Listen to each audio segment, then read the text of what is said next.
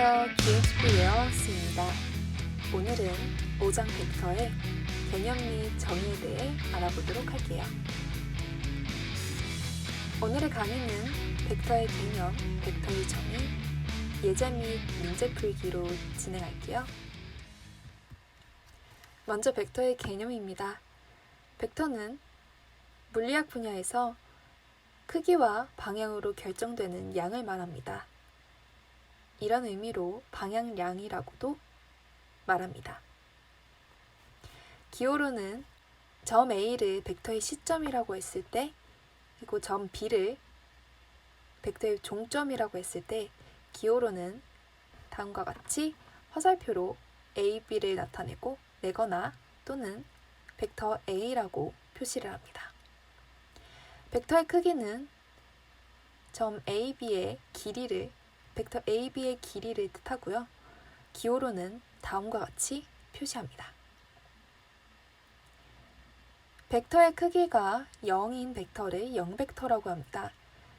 이 벡터는 시점과 종점이 같습니다. 그리고 벡터의 크기가 1인 벡터를 단위 벡터라고 합니다. 기호로는 다음과 같은 기호로 표시합니다. 벡터는 위치 개념이 없습니다. 따라서 크기와 방향이 같으면 어디에 위치하든 같은 벡터라고 말합니다. 다음은 벡터의 정의입니다. 벡터의 표현. 공간상에서 벡터를 기술할 때는 두 가지 형태가 있습니다. 바로 극좌표와 직교좌표입니다. 극좌표는 벡터가 실제로 어떤 모양인지를 파악하는 가장 쉬운 방법입니다. 표현하자면 다음과 같은 식으로 나타낼 수 있습니다. 여기서 V는 벡터의 크기를 말하고요. 세터는 벡터의 방향을 뜻합니다. 직교좌표는 수평과 수직이라는 성분으로 구성 요소가 이루어져 있습니다. 여기서 X축 방향의 단위 벡터를 I, Y축 방향의 단위 벡터를 J라고 다음과 같이 표시합니다. 각 축의 단위 벡터는 표준 기저 벡터라고도 합니다. 표현하자면 V는 Vxi 플러스 Vyzj라고 표현합니다. 다음은 극좌표에서 직교좌표로 변환할 때 어떻게 변환하는지, 그리고 직교좌표에서 극좌표로 변환할 때는 어떻게 변환하는지 알아보도록 하겠습니다. 벡터 A가 다음과 같을 때 A는 A1i 플러스 A2j로 변환할 수 있습니다. 여기서 A1은 A 코사인, A2는 A 사인 A1은 A 코사인 세타, A2는 A 사인 세타라고 가정합니다.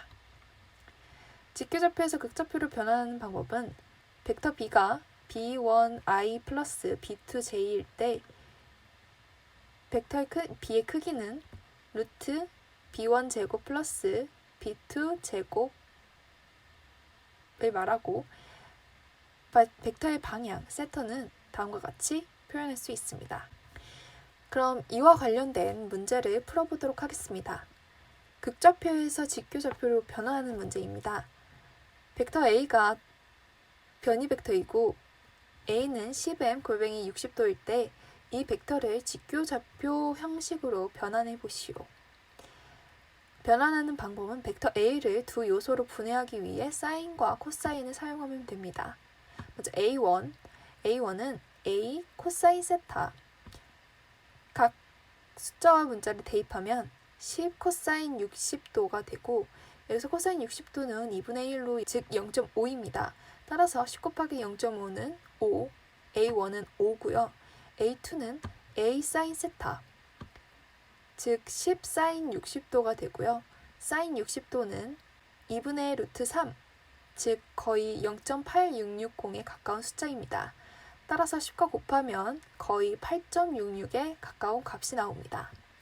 따라서 각 문자에 대입을 해주면 A는 5i 플러스 8.66j로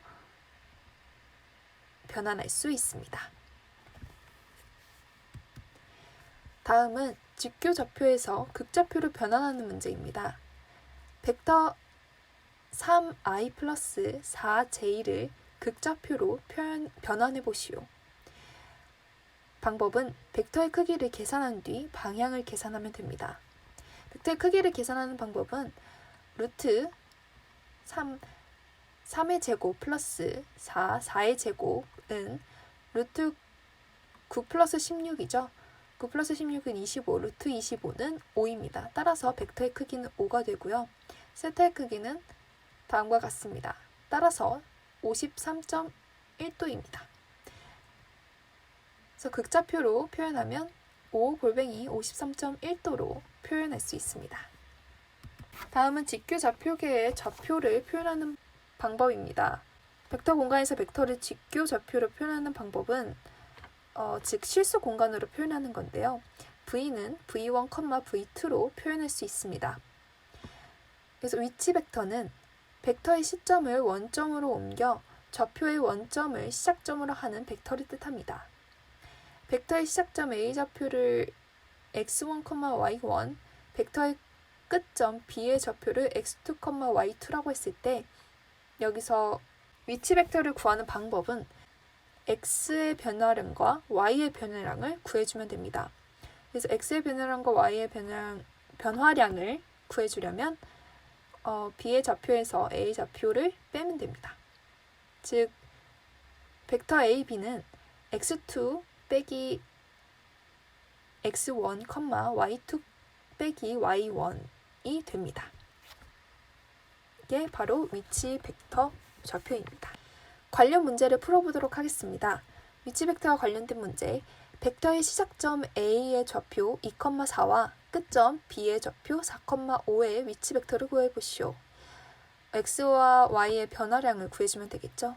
그래서 정답은 벡터 A, B의 위치 벡터는 4 빼기 2, 5 빼기 4, 즉 2,1이 됩니다.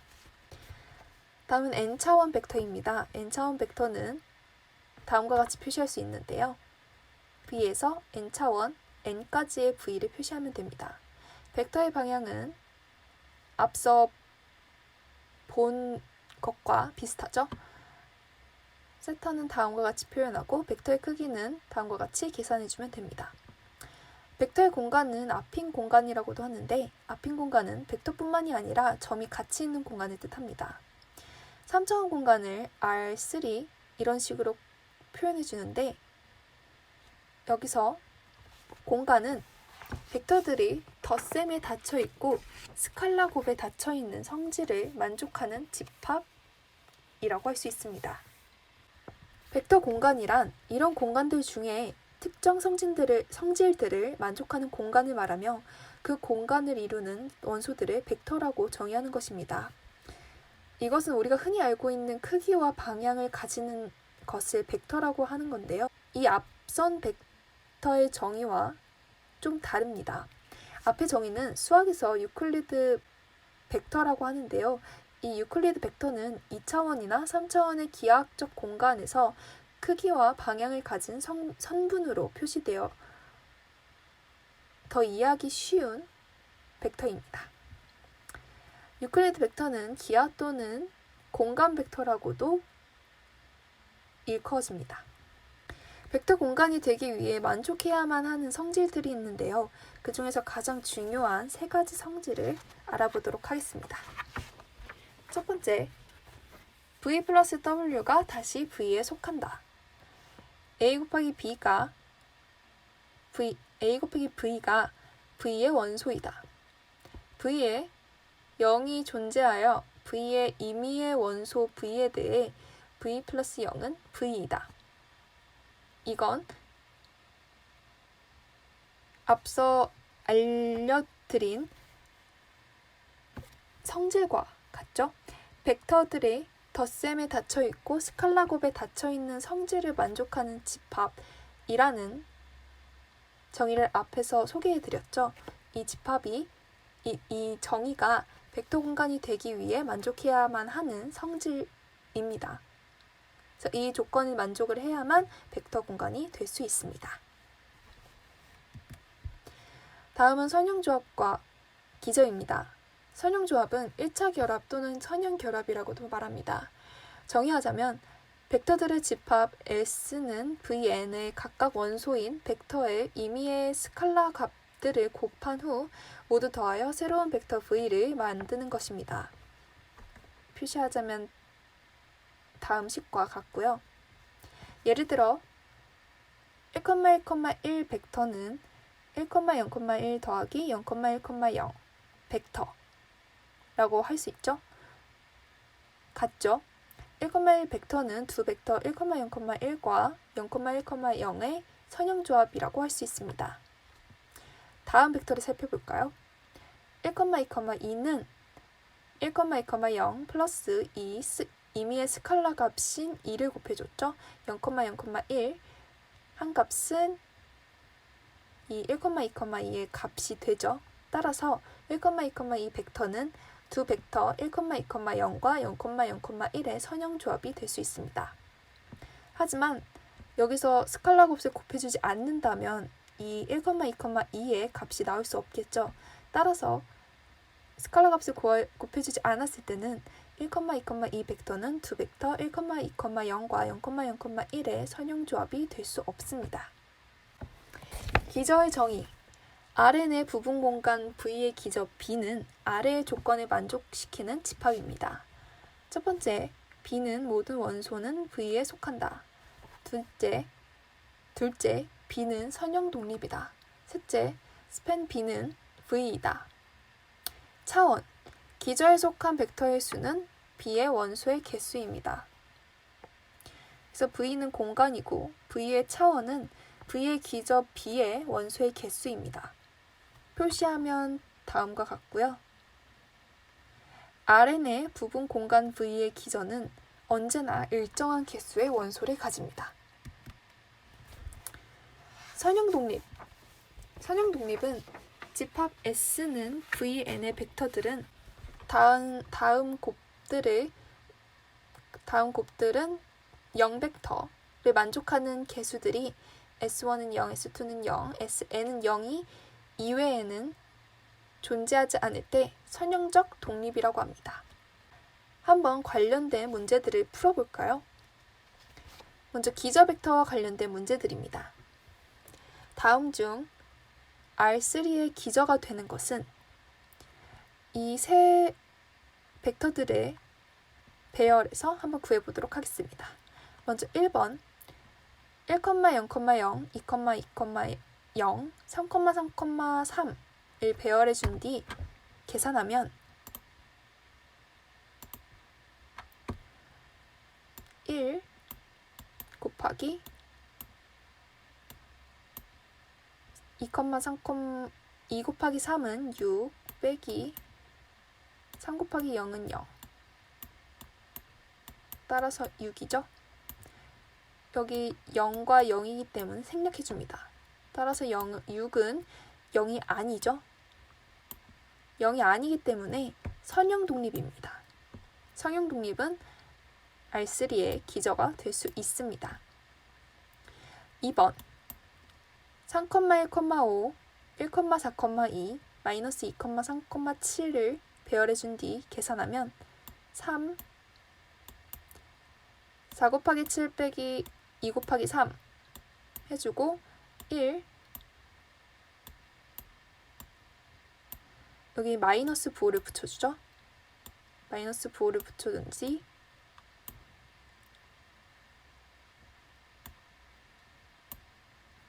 1 곱하기 7 빼기 2 곱하기 마이너스 2 해주고 5, 여긴 플러스, 부호가 플러스죠.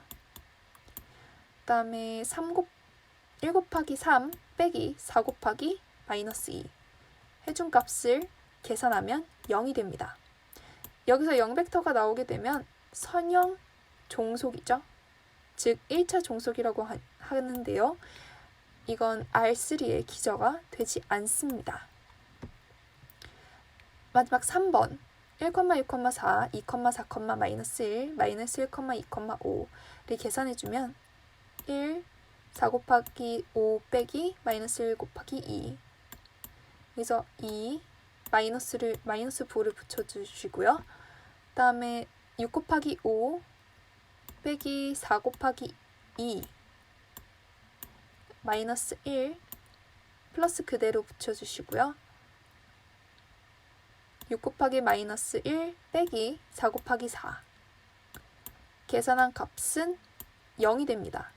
0벡터가 나오게 되면 선형 종속입니다. 즉 1차 종속 R3의 기저가 되지 않습니다.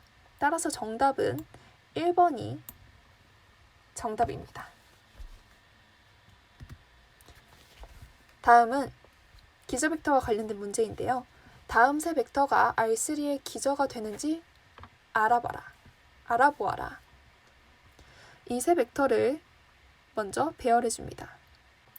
3, 마이너스 8, 10, 1, 마이너스 3, 2, 2, 1, 3 계산해주면 3, 마이너스 3, 곱하기 빼기 2 곱하기 1, 마이너스 9를 붙여주시고요. 마이너스 8, 마이너스 8 곱하기 3 빼기 10 곱하기 1 다음에 2 플러스 그대로 붙여주시고요. 마이너스 8 곱하기 2 빼기 10 곱하기 마이너스 3 계산하면 29가 나오죠. 29는 0이 아니죠. 따라서 선형 독립입니다. 선형 독립이면 R3의 기저가 될 수 있습니다. 따라서 정답은 된다입니다. 다음은 1차 종속과 관련된 문제입니다.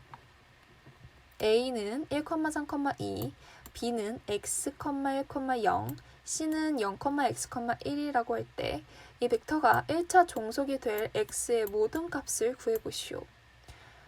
구하는 방법은 1차 종속은 행렬식 값이 0이라는 점을 이용하면 됩니다. 똑같이 배열을 해주시고요. 앞선 문제처럼 1, 3, 2, x, 1, 0, 0, x, 1 똑같이 계산해줍니다. 1 그대로 부호가고요. 1 곱하기 1 빼기 0 곱하기 x는 값은 1 그대로고요. 따라서 1 곱하기 1은 1이죠. 써주시고요. 여기에 x 마이너스 부호를 붙여주시고 3 곱하기 1 빼기 2 곱하기 x 0은 생략해줍니다. 그래서 정리를 하면 2x제곱 빼기 3x 플러스 1은 0이 됩니다. 이걸 정리해주면 인수분해를 해주면 2x 빼기 1 곱하기 x 빼기 1은 0이 됩니다. 따라서 x의 값은 2분의 1 또는 1이 됩니다. 따라서 정답은 x는 2분의 1과 1입니다. 다음 문제도 1차 종속과 관련된 문제입니다. A는 마이너스 2, 6, 9, B는 x, 1, 0, C는 0, 4, 5 벡터가 1차 종속이 될 x값을 구해보시오. 1차 종속은 행렬식 값이 0이다라는 점을 이용해 봅시다. 마이너스 2, 6, 9, x, 1, 0, 0, 4, 5 다음과 같이 배열해 주시고요. 마이너스 2, 1 곱하기 5 빼기 0, 4는 0 x 마이너스 부호를 붙여주시고요. 6 곱하기 5 빼기 9 곱하기 4 0은 생략해줍니다. 따라서 정리하면 마이너스 10 빼기 마이너스 30 x 플러스 36x는 0이 되는데요. 정리해주면 6x는 10 따라서 x는 3분의 5가 됩니다. 따라서 정답은 x는 3분의 5입니다. 다음은 선형 독립 1차 독립과 관련된 문제입니다. 벡터들의 집합 A는 0, 1, 0, 1, 1, 0, 1, 마이너스 1, 마이너스 1, 마이너스 1, 1에서 선형 독립인 벡터들의 최대 개수를 구해보시오. 그래서 정리해주고 계산해주면 랭크 A는 3이 나오게 됩니다.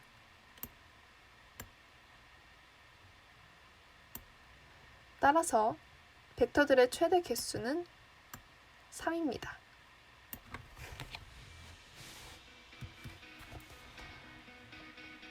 이렇게 오늘은 벡터의 정의와 개념과 정의에 대해서 알아보았는데요. 이번 영상이 여러분들께 도움이 되었다면 구독과 좋아요, 알림 설정까지 부탁드릴게요. 감사합니다.